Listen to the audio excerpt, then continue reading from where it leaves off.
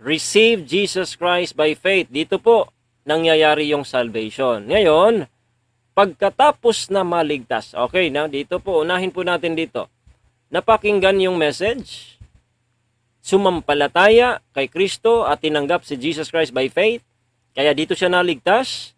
At dito na ngayon yung aral. Pagkatapos ng inyong kaligtasan, ang tanong doon, yung bang kaligtasan na natanggap mo ay maiwawala? Ma-forfeit? Maiwawala ba yun? Nawawala ba? O ito ba ay permanente? Okay? So doon yung aral, mga kapatid. Ngayon, pagkatapos doon sa aral na yon, naligtas siya, secured siya. Tapos, pagkatapos maligtas, mga kapatid, nandyan po yung living by faith, walking in the Spirit na tinatawag nating service. Okay? Kaya, yung mga paratang ni Eliseo Soriano na, walang mga gawa ang mga baptis, ayaw nila ng mabuting gawa, yun po isang ignorance. No? Ignorance or pagsisinungaling. Okay? Dalawa lamang po. Hindi niya alam o kaya siya po'y nagsisinungaling, naninira para po marami pong maloko. Dahil ang pagkatapos ng maligtas ang tao, meron pong service at doon po siya, he will live by faith and walk in the Spirit. Okay? Now ngayon, kung tayo po ay mag-uusap patungkol sa salvation, sa eternal security or OSAS, wag ito. No? Wag nating gamitin yung service, wag natin yung gamitin yung mga gawain. Ibig bang sabihin, pagka OSAS dahil ligtas na, kahit anong gawang masama, kahit ako'y pumatay, kahit anong gagawin ko, mangangalunya ako, ligtas pa ba ako? Hindi po yan ang ating pinag-uusapan.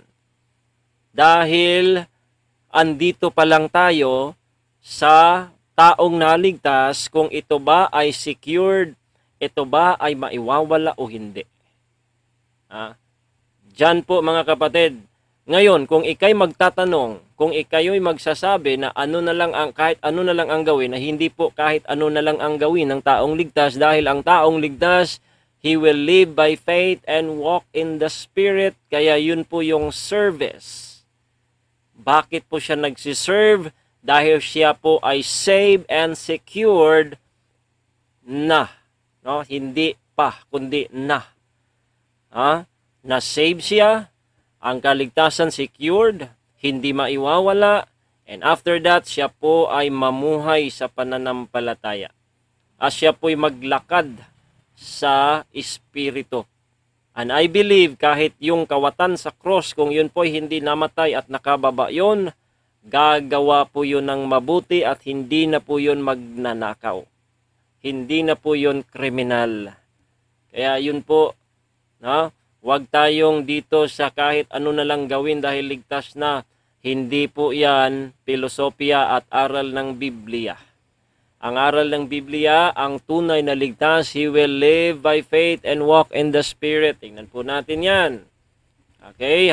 Meron po tayong mga talata sa Bible at hindi po tayo kuro-kuro. Okay, here.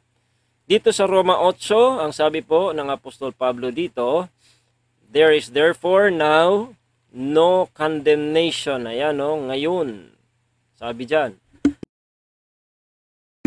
Sabi dyan, ngayon, there is therefore now no condemnation to them which are in Christ Jesus, who walk not after the flesh, but after the Spirit.